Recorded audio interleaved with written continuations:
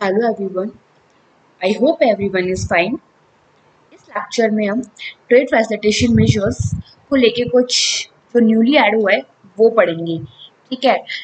इसमें जो ऐड हुआ है ना अभी तो एग्जाम में आया नहीं है और ये ना Jan 26 अराउंड इंक्लूड हुआ था। ठीक है, इनकॉर्पोरेट हुआ था बुक में और अभी तक एग्जाम में पूछा नहीं गया, तो पूरे पूरे चांसेस ना आ सकते हैं। ठीक है। तो ट्रेड फैसिलिटेशन मेजर्स तो हम ऑलरेडी कवर कर चुके हैं अपनी लास्ट वीडियोस में। ठीक है। और अब हम देखते हैं क्या कह रही है। देखो, सेंट्रल गवर्नमेंट ने ना एक ऑप्शन दिया है। किसको?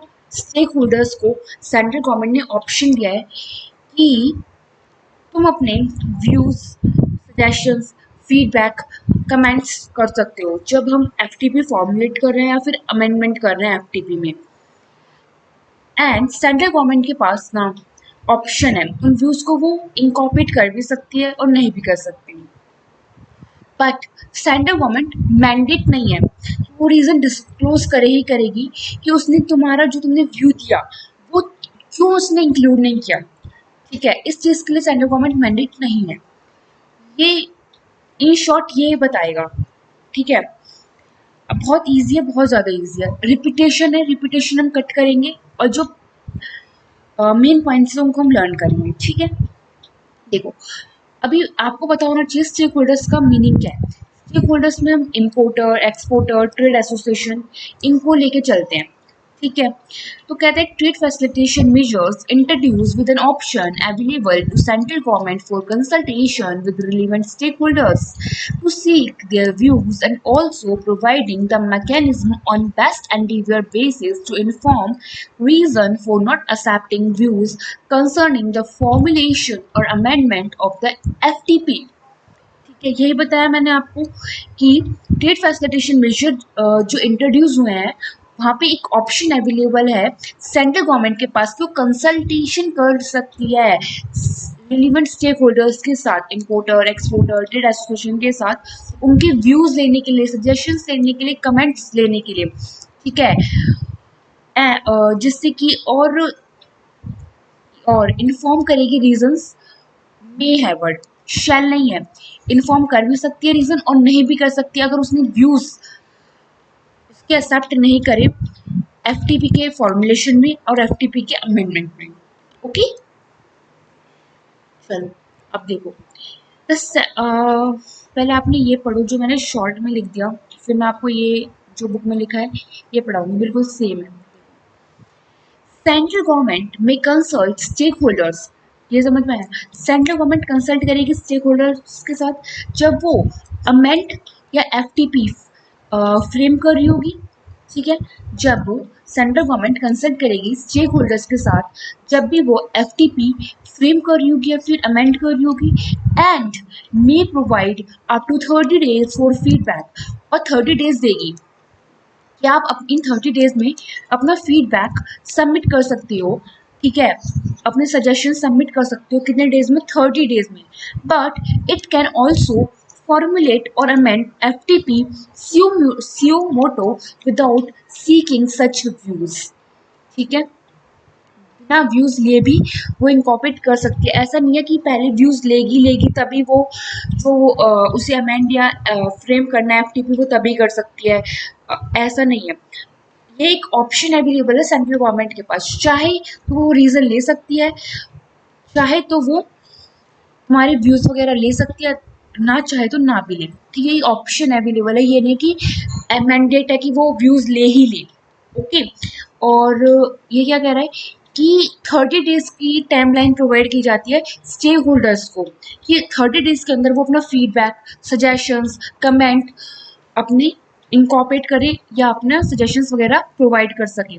एक प्लेटफॉर्म होता है उस पर वो अपने सजेशंस, कौन? इम्पोर्टर, एक्सपोर्टर, ट्रेड एसोसिएशंस वगैरह अपने सजेशंस वगैरह वहाँ पे बताती हैं। ठीक है।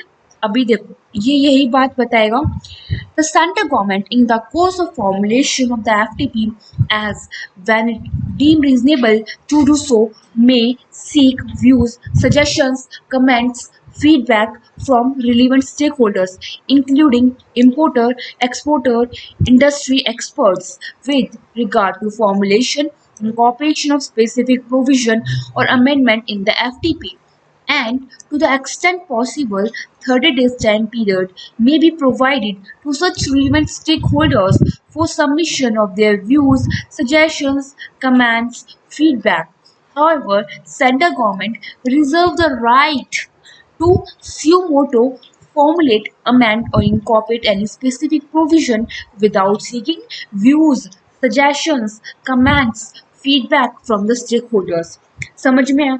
सेम वही है जो मैंने ये शॉर्ट में लिखा है यहाँ पे.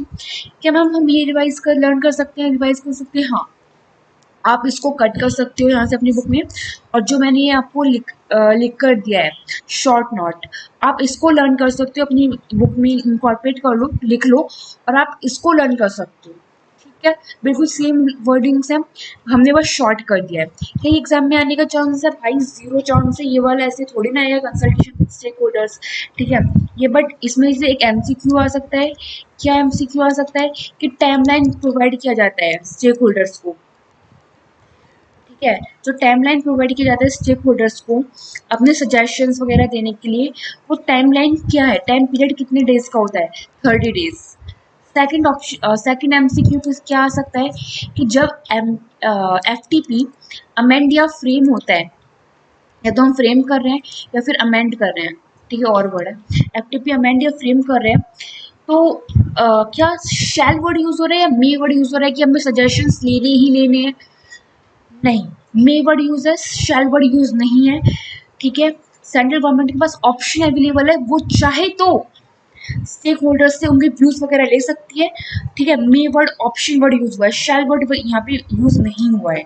ओके, यहाँ पे लिखा भी हुआ है central government reserve the right to suo motu formulate, amend or incorporate any specific provision without seeking views. Okay, समझ में आया?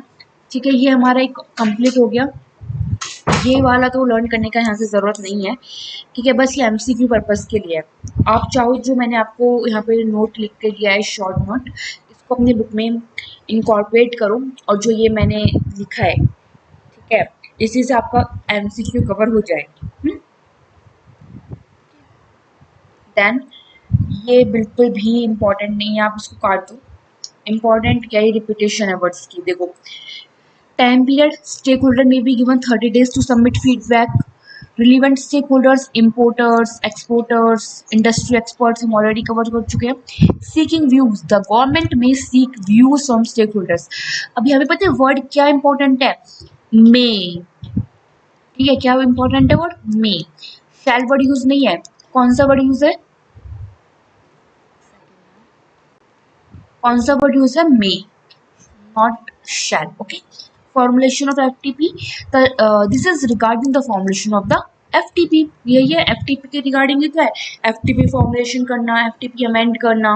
ओके,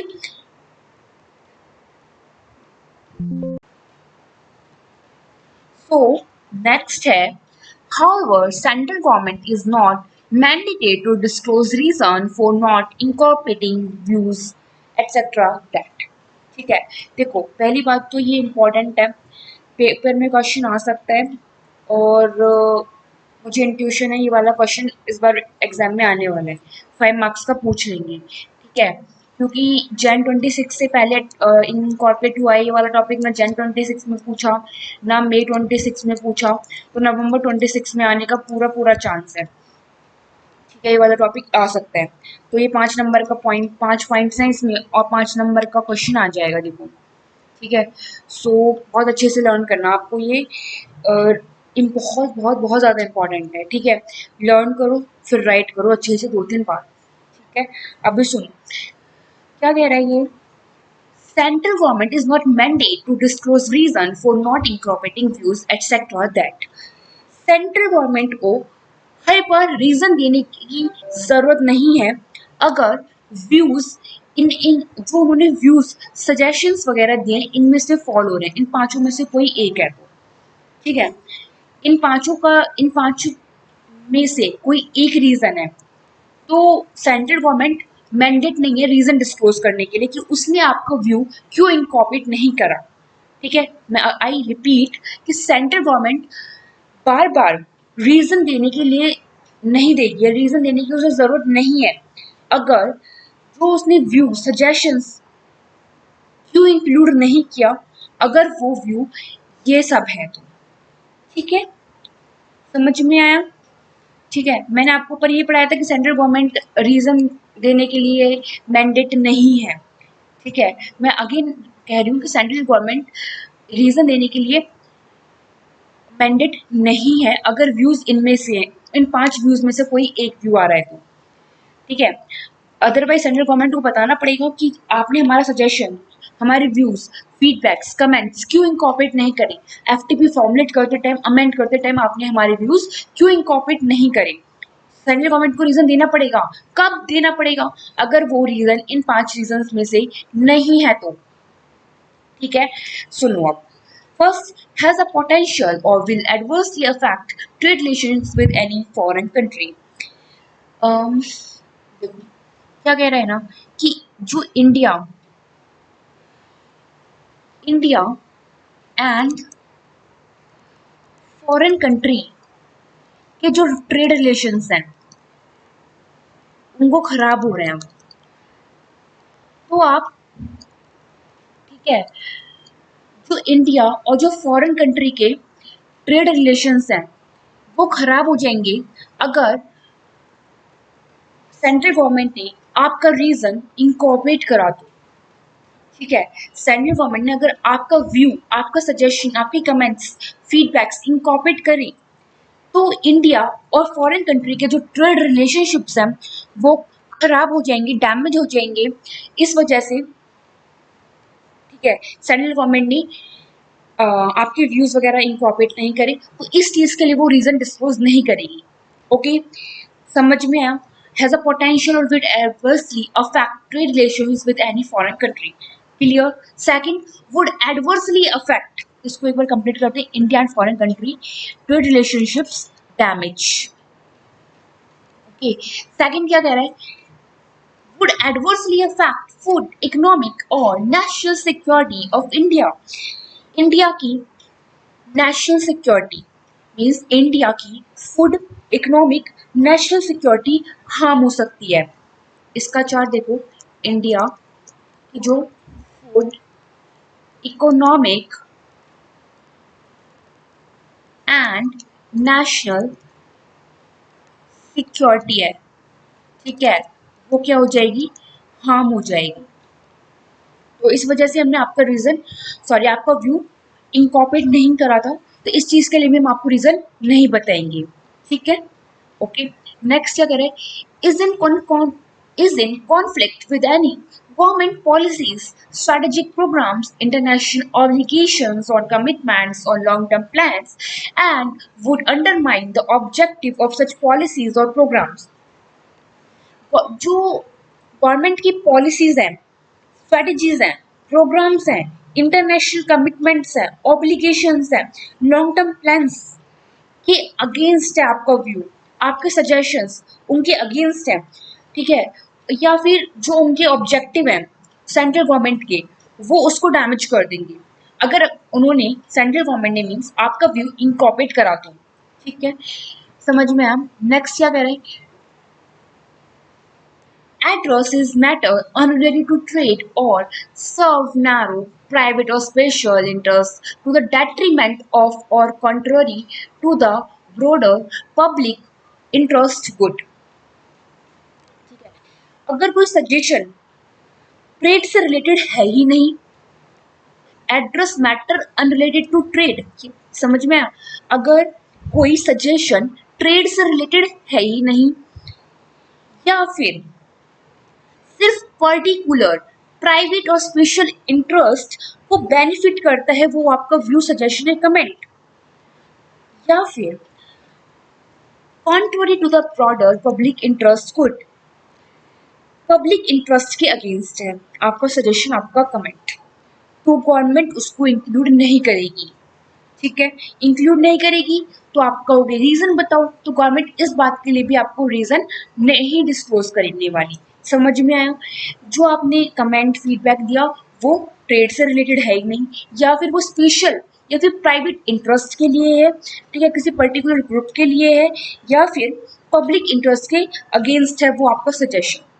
ठीक है, fourth point clear. Fifth point, would require the disclosure of confidential और classified information. Nothing shall confer any legal rights whatever on any person to seek reason for his views, comments, opinion, or feedback not being incorporated in the FTP thereof. अगर इसका मतलब क्या कह रहा है, अगर कोई व्यू सजेशन को इंक्लूड करने के लिए कॉन्फिडेंशियल या फिर क्लासिफाइड इंफॉर्मेशन डिस्क्लोज करनी पड़ी तो गवर्नमेंट उस सजेशन को इनकॉर्पोरेट नहीं करने वाली। समझ में आया?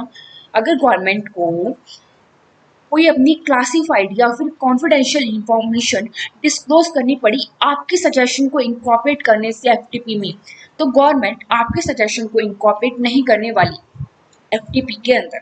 समझ में आया? ठीक है, ये हमारे 5 पॉइंट्स कंप्लीट हो गए हैं। ठीक है, इंपॉर्टेंट है, इसके लिए मैं अगेन रिवीजन करवा रही हूँ कि सेंट्रल गवर्नमेंट रीजन डिस्क्लोज नहीं करेगी अगर again I repeat, central government reason disclose नहीं करेगी या सेंट्रल गवर्नमेंट मैंडेट नहीं है रीजन डिस्क्लोज करने के लिए कि उसने आपका व्यू क्यों इनकॉर्पोरेट नहीं किया, अगर आपका व्यू इन 5 व्यूज में से फॉल हो रहा है। फर्स्ट, अगर इंडिया एंड किसी फॉरेन कंट्री के ट्रेड रिलेशनशिप्स खराब हो जाएंगे, डैमेज हो जाएंगे अगर उन्होंने सेंट्रल गवर्नमेंट ने आपका व्यू इनकॉर्पोरेट करा तो। सेकंड, इंडिया की food economic national security harm हो जाएगी अगर सेंट्रल गवर्नमेंट ने आपका व्यू इनकॉर्पोरेट करा तो। ठीक है, थर्ड, सेंट्रल गवर्नमेंट की जो गवर्नमेंट पॉलिसीज हैं, स्ट्रेटेजिक प्रोग्राम्स हैं, इंटरनेशनल प्रोग्राम्स, कमिटमेंट्स हैं, ऑब्लिगेशंस हैं, लॉन्ग टर्म प्लान्स हैं, और आपका सजेशन उनकी सभी के अगेंस्ट है, या फिर जो आपका सजेशन है वो undermine the objective of such policy और प्रोग्राम है, मीन्स उनके ऑब्जेक्टिव को डैमेज कर रहे हैं। ठीक है, सेंट्रल ऑब्जेक्टिव उनके मतलब सेंट्रल गवर्नमेंट के ऑब्जेक्टिव को डैमेज कर रहा है, तो भी सेंट्रल गवर्नमेंट उन सजेशन व्यूज को इनकॉर्पोरेट नहीं करेगी। इनकॉर्पोरेट नहीं करेगी तो वो रीजन भी डिस्क्लोज इस बात का नहीं करने वाली कि हमने आपका सजेशन क्यों नहीं लिया। ठीक है, फोर्थ बहुत इजी था कि जो ट्रेड से रिलेटेड नहीं था आपका सजेशन, प्राइवेट स्पेशल इंटरेस्ट से रिलेटेड था आपका रीजन, या फिर पब्लिक इंटरेस्ट के अगेंस्ट था आपके रीजन। ठीक है, के पब्लिक इंटरेस्ट के अगेंस्ट था आपका सजेशन, तो भी सेंट्रल गवर्नमेंट आपका सजेशन इनकॉर्पोरेट नहीं करेगी, इसलिए इसके लिए वो आपको रीजन डिस्क्लोज नहीं करने वाली। लास्ट, सेंट्रल गवर्नमेंट को अगर आपका सजेशन उसने इंक्लूड किया तो फिर उसको अपनी कॉन्फिडेंशियल या क्लासिफाइड इंफॉर्मेशन डिस्क्लोज करनी पड़ जाएगी।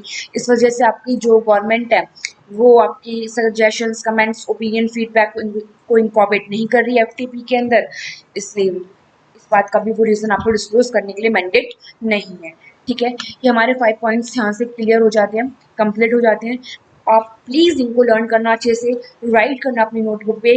ठीक है, ये एग्जाम में आप ये सोच के करो कि हमें नवंबर 26 में ये क्वेश्चन मिलने ही मिलने वाला है। ठीक है ना, तो आज का लेक्चर हम यहीं एंड करते हैं। आपको मेरी वीडियो आई होप पसंद आई हो, प्लीज़ कमेंट करो, बताओ कि आपको कैसा लगा लेक्चर। ठीक है, तो बाय गाइस, थैंक यू।